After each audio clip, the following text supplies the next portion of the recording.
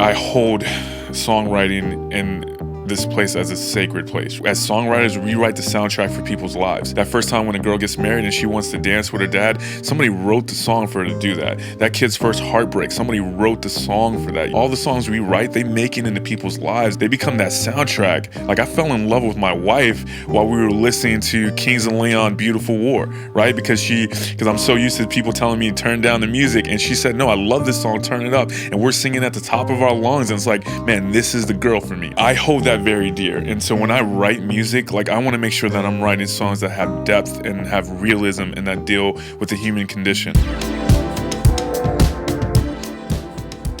Brandon, thank you for coming today to this awesome Songwriter Snack Time podcast.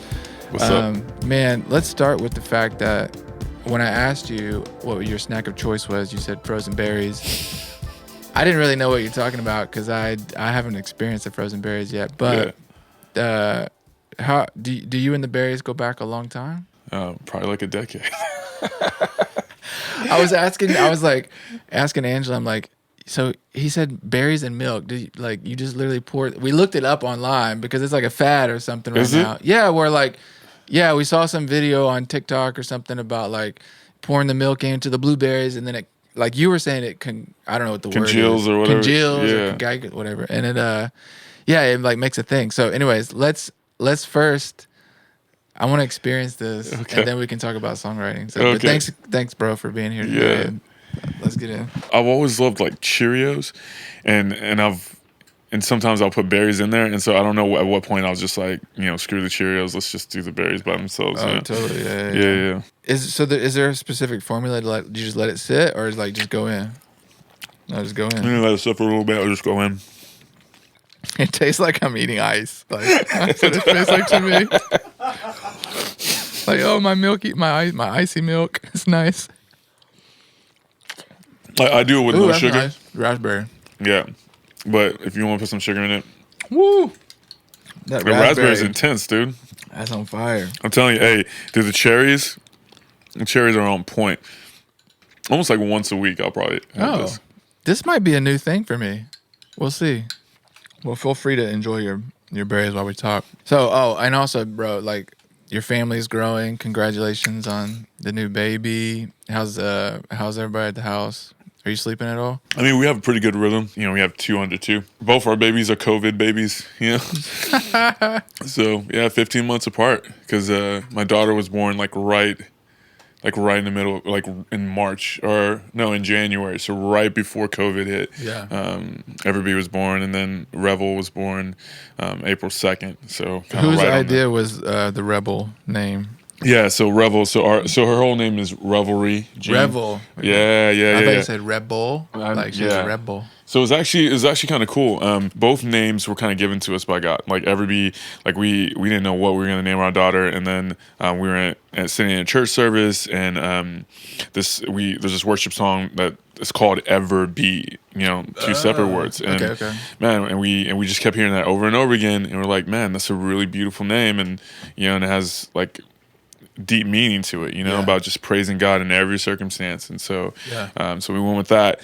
And then with Revel, we had no idea. We had already had names picked out, but just weren't feeling any of them.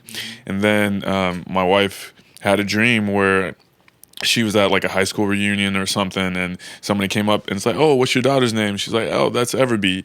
And then she's like, what's the baby? What are y'all going to call the new baby? And she's like, oh, I'm calling her Revel. And I was like, man, and we looked it up, and it means like to rejoice, like, and to praise and to celebrate. And I thought that's perfect, Yeah. So wouldn't it have been terrible if that in the dream, like the name was like super terrible? Yeah. And then it was like, oh my God, we have to name her this because it happened in a dream. Yeah, like Moloch or something. You're like, God, I can't do it. All right, Jesus. Take me back because I want to first ask you about your upbringing because like I want people to know like, and they'll see this when you perform, and if they follow you at all, they'll know this. But like, you are an incredible musician. Like, thanks, man. Your ear and so when did you start as? Because now you obviously do piano and guitar and whatever. Basically, you do whatever you want. I mean, you probably know a lot of different types of instruments, but Did it start with piano lessons, like as a kid, or like when did So that start? the way it started is, so I basically, my parents were separated for a bit. Okay. And so I came to Texas to live with my mom, and she went to this really small little Methodist church, St. Paul's Methodist Church in Baytown, Texas. Yeah. It probably had 60 people in total at that church, right? And I would sneak behind, after on Sunday mornings after service was done, I would sneak up into the choir loft and I would just bang away on the piano, just making noise. Didn't know what I was doing, right? And that church saw something in me I didn't see, and so they eventually like gave me that piano to take home, right? Wow. And, Like and it was like a real piano, like yeah, it was like a real upright or piano. something, or- Yeah, it was upright, and God just kept chasing me with music, right? And so I went to band, and got in. I was in the pit crew playing, xylophone and all that good stuff. Went to choir camp, which I thought was super lame, but my mom made me go, right? And I remember they wanted me to play some hymn on the piano, and I had to figure that out, right? And so the way I learned was by watching people, and I would go home, and back when tapes were still a thing, like I would listen to a song, and if I found the song I wanted while the radio was playing, I would record it on my little tape thing and try to make sure I didn't get the commercials in there, Totally. and then I would just keep playing it until I learned it, right? Yeah. And so, and then once I got to college, like I would take some lessons and all that good stuff. But primarily, like, dude, I just learned by like watching people and listening. Were you singing too, or are you just like, hey, just musically, how can I figure this song out? So yeah, I was singing with it too. Okay. But the funny thing is, like, when I was growing up, people told me, family told me, hey, like you should just write music for people, not sing, because you don't really have a voice for performing. Yeah, So yeah. just, you know what I'm saying, and that kind of made me like- angry. Thanks for the side-handed compliment. Yeah, Like, yeah. You should sing, but don't do it in public. Yeah. Like, do it for other people. Well, yeah, and they saw that I had a talent for songwriting, right? Yeah. They just my voice has never been like You have a very unique voice, and I feel like it's the same. I feel like, are you familiar with Josh Garrels? And his Yeah, music? yeah. Yeah, it's like same with him. It's like it's just a unique character that I think I appreciate. Yeah. But maybe some people don't appreciate. yeah. When did you pick up the guitar? So I picked up the guitar when I like my second job as a worship leader, because I couldn't carry a piano everywhere I went. And so I started playing guitar, and people told me, stop playing guitar, just play piano. But I wanted to make sure that there was going to be nothing hindering me. You know what I'm saying? Like I understood, and this is selfish on my part, I didn't want to have to depend on anybody else, right? Like I wanted to do everything myself if I could. Yeah. And so that meant like learning guitar and learning drums and learning piano, and even as a worship leader, I wanted to make sure that I had working knowledge of every instrument so I could communicate what I wanted to the rest of the band. It's really hard to communicate those things if you don't understand. You know what I'm saying? Why didn't you fall in love with the bass guitar? That's my question. I love the bass guitar. Bass is like probably the easiest thing to play. Like, hey, just play the one note on it and then change. But I mean, but dude, like, there's some like really great bass players who like mix with like harmonics and all that stuff, dude. Like, I love every instrument, dude. Yeah. I got mad respect for it. What was the first like time that you remember being like, I don't know, wowed by a song or like, wow, that's dude. really cool. So Donny Hathaway, A Song for You, like that was my jam, dude. Like that. Like his songwriting, the performance of that song is it's so beautiful and so heartbreaking. Like it's this huge, like sweeping ballad. Like love that. Because what made me fall in love with like songwriting was a way for me to like deal with depression and anxiety, because I was a lonely kid, man. Didn't really like hang out with a lot of people very much. Like junior high, high school? Yeah, junior high, high school. Like high school was tough for me, man. And so the only way that I found to like deal with that stuff was music. Like I would just take everything I was feeling and all my little emo phase, and I would just put that out. And so like listen to Linkin Park and Stained on repeat, right? Because they knew how to like encapsulate pain, and and it's they all that rage, and I loved how like honest and just how there they were. But then I would listen to Coldplay, because Coldplay has a really good way of talking about heartbreak, and I would when you're junior high and you fall in love with a girl and it's unrequited love, you know what I'm saying? Like you gotta have you gotta jam something, right?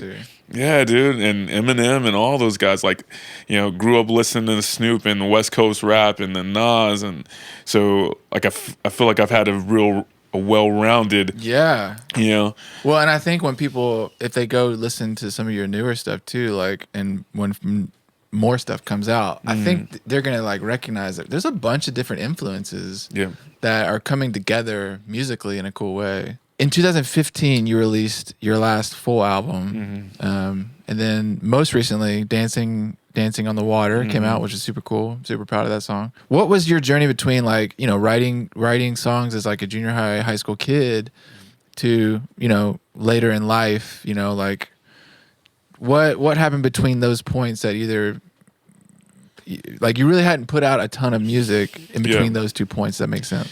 like the hard part is like I'm a grown man, and yet I still feel like a junior high kid, which has been the hardest thing, like writing music, is because like when I put it out there, I'm always worried, like, is this gonna connect? Like what? Because of the fact, like I hold songwriting in this place as a sacred place, right? Like we are stewards, and I say, like, as songwriters, we write the soundtrack for people's lives. That first time when a girl gets married and she wants to dance with her dad, somebody wrote the song for her to do that. That kid's first heartbreak, somebody wrote the song for that. You feel me? And so all the songs we write, they make it into people's lives, and they become that soundtrack. Like I fell in love with my wife while we were listening to Kings of Leon, Beautiful War, right? Because I'm so used to people telling me turn down the music, and she said, no, I love this song, turn it up, and we're singing at the top of our lungs, and it's like, man, this is the girl for me, right? And so like I hold that very dear, and so when I write music, like I want to make sure that I'm writing songs that have depth and have realism and that deal with the human condition. I don't like and that's been even hard as a Christian, because and no disrespect, but like I feel like there's a lot of Christian music out there that doesn't carry a lot of weight. That's almost like a Band-Aid in some ways. And again, like I'm not trying, everybody, like if people are coming to the gospel from that, dude, awesome, roll with it. But I want to make sure that I'm writing stuff that is deep and that does have meaning, that is dealing with some tough issues. Does that end up making you like very I'm thinking of the word critical. I don't know if that's the right word, but like of your own music. So like you have this such high view of songwriting and these songs you love, and then it's like now you're doing your stuff and you're probably get to the point where you're like, oh, that's not very good. Or, that's not very good. That's not very good. Like, did you experience a lot of that? Oh, absolutely, dude. Like that, and that's why it's taking me 3 years to release anything, right? Like dude, I probably have 300-400 songs that I could release and put out, and I don't because because it carries such a big weight, and that's part of that. Like at some point, you just have to get over the hump and just release it. One of the most freeing quotes I ever heard was, "A song is never finished. You never finish a song, you just release it, right? Like there's never a time when a song is actually 100% done, but you have to get to a point where you just release it out into the world. Yeah. So there's like a balance between like, hey, don't put out bad songs. Yeah. But at the same time, like you have to learn along the way and put out something and learn, put out something to go, create, release, and then you learn through that process and probably become a better songwriter along the way, because then you learn and get feedback, and then people. So I don't know, like, I mean, and honestly, you have to put out some bad songs to put out some good ones. Like straight up, like not everything you're gonna do, and not everything you do is gonna be, 4 carat, amazing. Well, I think too, like, and I notice this as a producer and as a mix engineer, like my taste is being refined as I go along. So like now, if I listen back to songs that I mixed a couple years ago, I'm like, I'm in a different place, So I feel like as a songwriter, the more you keep hacking away, the better you become, the more refined your taste it's a muscle. is. And that comes also from the music that you enjoy and the influences that are influencing you. Let me ask you a song question. Like, what stands out to you in regards to the music that you enjoy and that you gravitate towards? Like, what is it about those types of songs that like draw you in and like connect with you? So I think intentionality, right? Like that's the word that's been on my mind. Like intentionality, and like, is it engaging? Like depending on what it is. Like if it's a dance song, like am I bobbing to it? Like am I ready? Like Parcels, dude, love Parcels. It's a great dance band. They kind of have this like kind of 80s kind of, I don't know, like it, but like super good, right? Yeah. When their stuff comes on, like their bass lines are intentional So and cool. good, so good, right? Yeah, But there's sometimes when I'm in the mood for like Brandy Carlisle, right? One of my favorite artists of all time. Like the story is that song, like it hits me in the gut every time I listen to it, and it's really simple. It's not anything, you know. They have I think a 3-4 piece band, but like the lyrics and the music to that like grab me every time, right? So I'm looking for something that's gonna pull me in and engage me, right?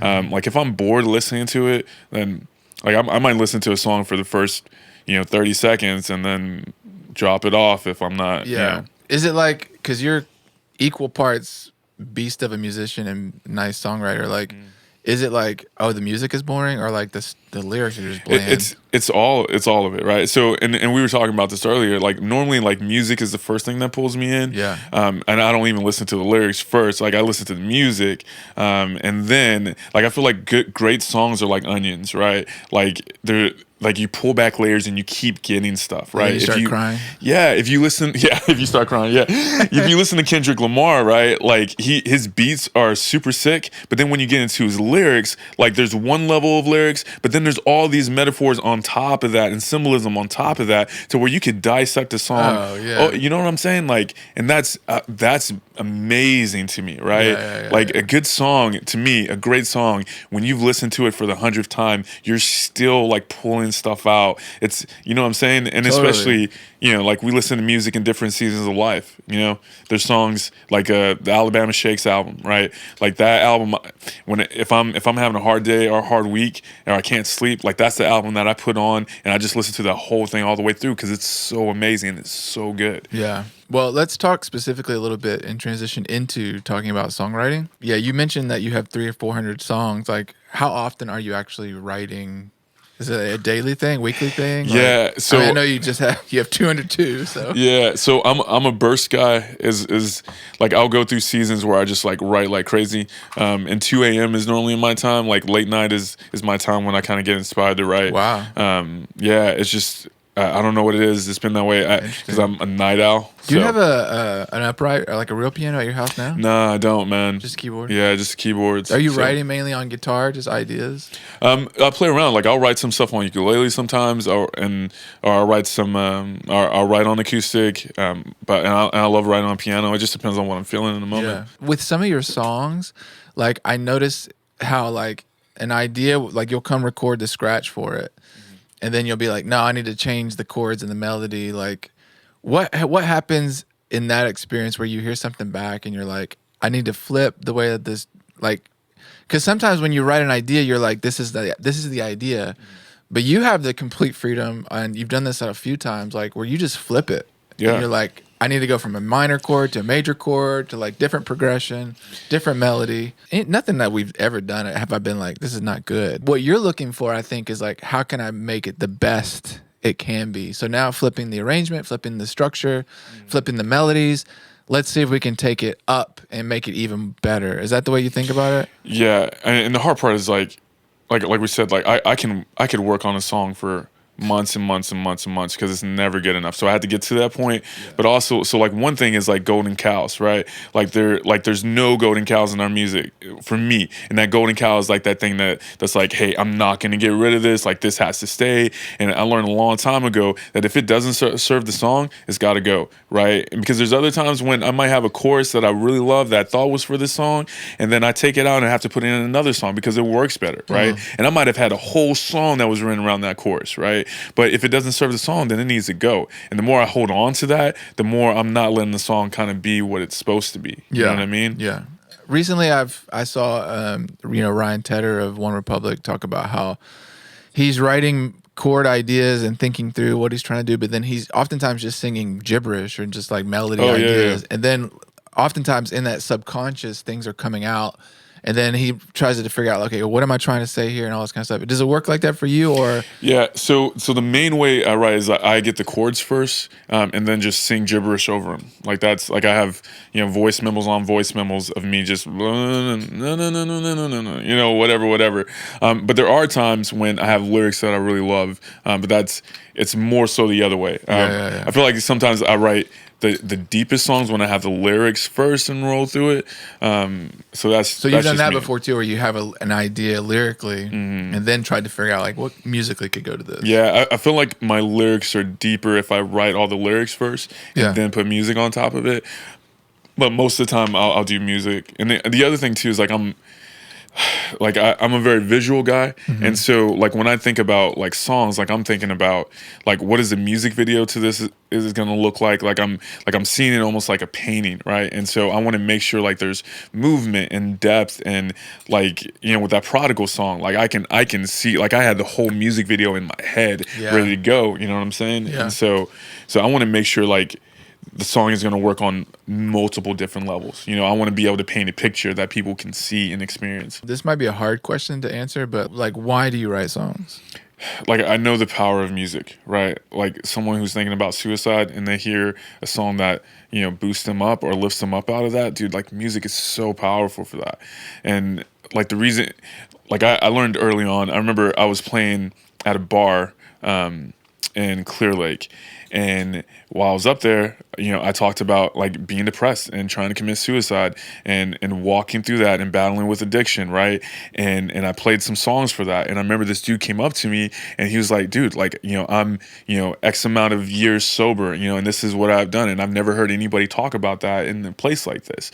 And when he said that to me, like it made me realize like, man, like there are people who are so hungry for real content, for them, to know that their struggle is that they're not alone, right? And people are hungry for that. And so I wanted to write music that I could go to a church on Sunday morning and play, and then I could step into a bar on Friday night and play the same songs, and still be able to impact people in a positive way. And so that's been my driving force. You know? Love that. We're older men, you know what I mean? Like we're not in our 20s anymore, but we're 16 in our heads, right? Right. Me's not 16, but yeah. Yeah, I've been having back problems, but anyways, let's not talk about it. Old man snack time. Oh man, that's funny. You're not really like a typical like young songwriter trying to make it in the world and like make hits and all this kind of stuff, but like, what is your goal? What would be success basically for you as a songwriter? So let's say, number one, if I honored God with the music I create, like straight up, like if doesn't matter how much money I make, like if I honored God and God said, hey dude, you killed it, you did a good job, all right, I'm good.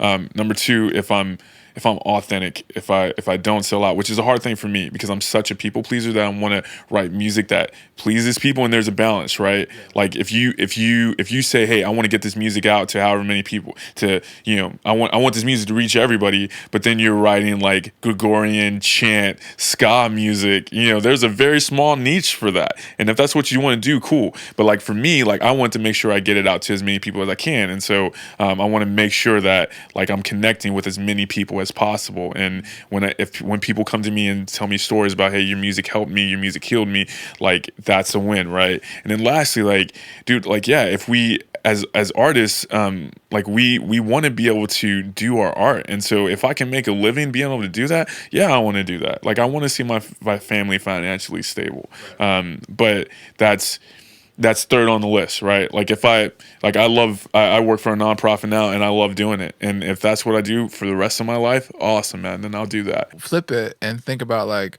what do you feel like is the, you know, one of the struggles that you have as a songwriter? I mean, dude, really, and I'm going to make a gross generalization, right? Okay, sure. But I feel like for the biggest enemy to songwriters are themselves, like straight up. Like we get caught up, we let other people tell us who we should be or what we should do, right? Like we write a song and then we think that it's trash and we throw it away, you know, like it's so hard.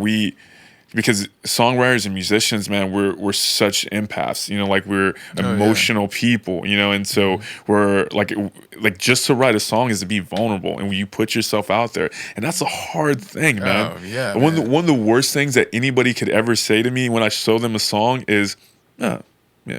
Like I would rather you tell me I hate it. That's the worst song I ever heard. But if you just say, okay, right? Like that sucks, man. Like either love it or hate it, but don't be in the middle. And so that's hard because you show people your song and they're just like, oh, okay, you know, and then you have to, well, am I trash? Is this, you know, and so that's the stuff that I have to battle with. Yeah, you know? yeah. Your encouragement to others is specifically because you struggle with this. Yeah. Like, yeah, Yeah, dude. Yeah. No, that's encouraging. Why do you think it's taking me 3 years to put out another album? Jeez. Tell everybody like what is coming from you? Like what we're working on a slew of songs. Like what's down the pipeline? Yeah, so almost done with the next album, which is called Rebel Heart, is what it's called, and it basically like with everything that's been going on with all the racial unrest and all the COVID stuff and all that. And I actually wrote these songs like years ago, but it's funny how like God saves them for a season, right? Yeah. And this is the perfect season for that. And it's basically just walking through the life of Jesus. And because I felt like whenever like Jesus was used as like a weapon to either beat down people or like the gospel, we don't let the gospel be what it is, right? And I wanted to show Jesus as like he cares about righteousness, he cares about justice, but he also cares about mercy, and he cares about the immigrant, and he cares about the unborn, but he also cares about the single mother, right? Like he cares about all of those things. And so I wanted to put through something that walked through Jesus' life and showed him like when he's weeping over the city of Jerusalem, because Jerusalem is turned into a place of death and destruction, so far what it should be, right? And him being betrayed by his friends, but also that Jesus was a person of joy, right? Calling us to step out on the waters and step out in faith, and you know, loving the woman caught in adultery, all of those things, right? And so I wanted as best as I could to take these songs and just like every song is a different part of Jesus's life, right? Yeah. From birth to death and resurrection, and so I wanted to be able to show that. When I listen to these songs, it's like you do a great job of like, I don't want to say finding the middle ground, but like you like will bring up an issue, but then talk about the other side, and it's like you're not specifically so hard on one. It's like you're helping the conversation along in a lot of these issues, or like the song Prodigal, or it's like I just feel encouraged and not beat down when I listen to that song. You know, it gets me hyped, you know, to think about the gospel and the Lord calling us back and the struggles. But then it like, it doesn't glorify the struggles, but it kind of gets to that point where it's like, hey, there's a reason that you kind of did that. You went through this so that you could get to this place and be welcomed back, and just have a bigger view, I think, of grace at that point, because you've had to go through the struggle. There's just so many layers, like you said, like that onion that you talked about. Yeah. So that's good, man. I cannot be more excited about these songs, bro. Okay, so let me give you, I have 10 questions. And these are just like, you know, quick answers. And it's the first 4 are going to go from bigger to smaller. So what is the favorite concert you've ever been to? We talked about Thrice. Like going to see Thrice was huge. My wife and I, our first like concert as a couple was Death Cab, which is one of our favorite bands. Yeah. And we came in right as they were singing What Sarah Said. Like we got there late because it was like a last minute thing. And dude, like What Sarah Said, like that's our so good. Yeah, it's so good. It's and that's a brilliant kind of work of songwriting, right? And very, you know, brave to talk about like the death of someone, and that whole line that love is watching someone die, right? And people say, oh, that's super morbid, but what's more loving than to sit in the room as someone like breathes their last breath and be with them in that space, right? Totally. So yeah, that, and I went to 21 Pilots concert, like when my wife and I were just dating. What tour was it? No, we weren't even dating. We were just friends. I don't know what tour it was, but it was at the Cynthia Woods. It was at the Heathens album? No, it was before Heathens. It was right before Heathens. You saw them before Heathens? Mm-hmm. Like with the Vessel album? Yeah. Dang. Dude, and I remember he climbed on top. We're so jealous of you, bro. He climbed on top of Cynthia Woods Pavilion, like on the top, like it had to be, you know, I don't know, like 4 or 5 stories up in the air, dude. And the show that they put on for just 2 of them, and it's insane. Come on, dude. man. And their lyrics are so deep, and their music is so good. Yeah, dude. We saw them on the Trench tour last year. And they're coming out with new music. Are they really? They just released a song last night, bro. Do they really? Yes. Come on, man. Come on. We'll get Tyler on here at some point. Yeah, Come on. The National's on my list, and Bon Iver's on my list, too. Sure. Yeah. Okay, you have too many. All right, favorite, now we're going concert, now we'll go artist. Favorite artist that you can't stop listening to. Like, you go to iTunes, you're just like listening over and over again to this. So Don't give me 10. dang That's it. not favorite. Okay. The National is like our family band. Okay. Yeah, like that band we can listen to on repeat in our house. Okay. Album that everyone needs to listen to. So I would say Alabama Shakes Sound and Color. Like that, dude, that's a masterpiece, man, from the first song. Okay. Yeah. Like that. What's the last song that made you like stop and be like, wow, that's good? I've been getting into some Korean pop. There's a Korean pop song that I can't. Yeah, dude. Because I have a buddy who really loves like anime music, and he sent me some stuff. Every week he sends me a new song. Shout out to Figaro. Love you, buddy. But send me something to listen to. Hold on. Man, what was the last like American language song that made me like stop? Jeez. Hold on. Yeah. Check your phone. Yeah, let me check my phone. It's on the right side. There we go. Because I have my little playlist. Yeah. This is the worst question to ask me, man. Okay. Can I give you 2? Okay, give me 2. I'll give you Okay, thanks. All right, so Bon Iver has a new song out called Ate Up All Their Cake, which is really freaking good. Okay, and so that one, and then Chance the Rapper, Cocoa Butter Kisses, man, from his old mixtape, the Acid Rap one. Yeah. And so both those songs were money. If you could only have one, piano or guitar? I think piano. It's really easy to like pour my soul into a piano, You work for a nonprofit, but what's your favorite thing to do when you're not working? I'm a big video gamer. Okay. I love playing video games. Favorite video game? Probably Last of Us. Are you into like Fortnite and all that stuff? No, I don't do that stuff. Okay, I love, yeah. Last of Us is really heartbreaking, but it's really beautiful. Okay. Drink of choice? You're not a coffee not guy, water. Don't drink coffee. Yeah. No. Like we don't drink a lot of sodas in the house. I really love ciders. Milk. Yeah. Cider. Yeah. I love ciders. I don't drink beer. Don't drink wine just because I don't have a taste for it. But I love ciders though. Okay. Are you Spotify or Apple Music guy? Apple Music. I respect Spotify, but I've just been doing Apple Music for a long time.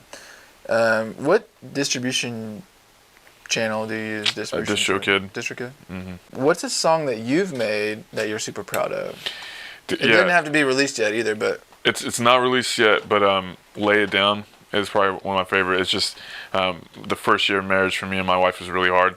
A lot of, 2 a.m. fights and broken glass. It's. You're like, I'm writing a song. It's 2 a.m. And so I wrote a song about it, which is just about like the only way we move forward is if we lay down our stuff. Like we can't like. And so I mean we're solid now. We still had to figure stuff out. But that's probably one of my proudest songs. That's cool. How many voice memos do you have on your phone? in voice memos or Evernote. Because I still use both. Evernote? Yeah, I still use Evernote, man. But it's been bugging out, dude. Like it's been like bugging. Like something's I don't know what's going on with their system. You better get all your stuff out of there, bro. Yeah, dude. Like I have like hundreds upon hundreds of notes in there, and then voice memos, all that. Dang. So. Okay, crazy. Well, thank you again, man, for coming by and talking songwriting, and I know it's gonna be encouraging for people to hear. Yeah. We're going to end by playing a song. Okay. What song are you going to play? So, we're going to do Prodigal. We'll do Prodigal. I mean, what's the heartbeat behind your version of that story and the song itself? Like, yeah, I mean, so, like in the story of the two sons, right, the prodigal son and the one that stays at home, like I'm the prodigal, right?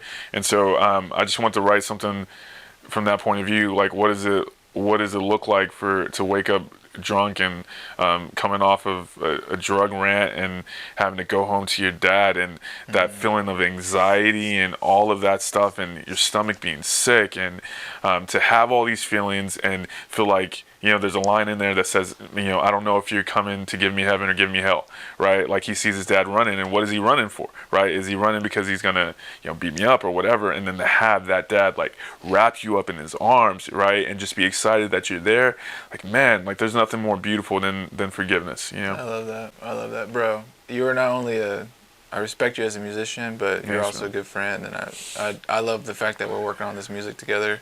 Yeah. So, thanks again, man. Yeah, dude. Yeah, here we go.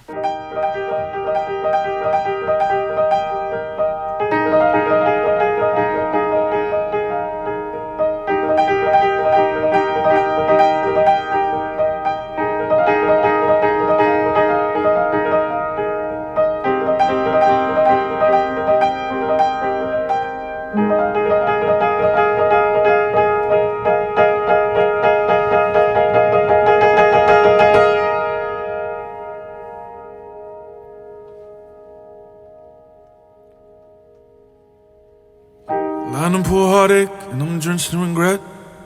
Wild horses in my head, I got these knives in my chest. I can't even take a breath without reliving the pain.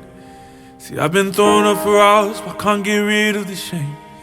I lived that high life with fast cars and faster women, and I blinked and lost it all, and now my head is still spinning.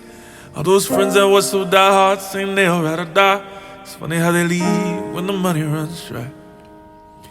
I stumble to the mirror, I don't recognize my own face. I'm just a shell of a man who used to stand for something great. It's a pill that leaves a bitter taste.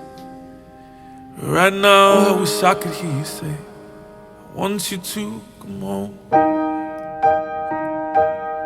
to me. I don't care about what you've done. My love is deeper than the sea. And here in these arms, you'll find all that you need. And bring it home to me. Just bring it home to me. Bring it home. Home, that's a place I can never go. I burnt that bridge of ashes, I'm still choking on the smoke. Well, I'm haunted by day we said our last goodbyes. But nothing was gonna stop me, not even the pain in your eyes. All I wanted was the world, but all you wanted was to love me. And your hands were full of grace, but all I wanted was the money. I might as well have been spitting on your grave.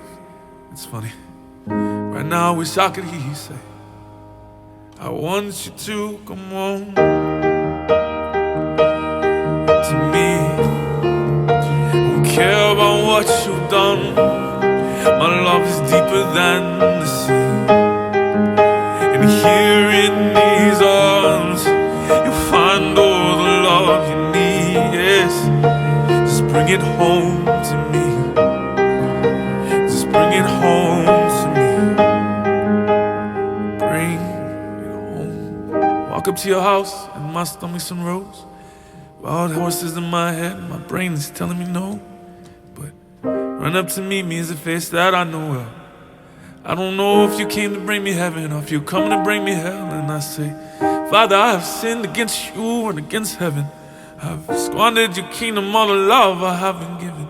After all the stupid things I've done, I'm not worthy to be called your son. But you pull me to your chest so close I feel your heartbeat as my head is baptized by the love that's running down your cheeks. You say so long I have waited just to see your face. Here there is no condemnation, in these arms is only grace. So take off your shame and let me wrap you in my love. Leave my brokenness behind you, cause my grace will be enough. Oh, I'll give you all of me. With the angels we will sing, yes, because my son has come home, yeah. Because my son is coming home, yeah. We're singing hallelujah. We're singing hallelujah. Because my son is coming home, yeah. Because my son is coming home, yeah. We're singing hallelujah. We're singing hallelujah. Because my son is coming home, yes. Because my son has come home. Hallelujah, we're singing hallelujah, because my son has come home, yes, because my son has come home. We're singing hallelujah, we're singing hallelujah.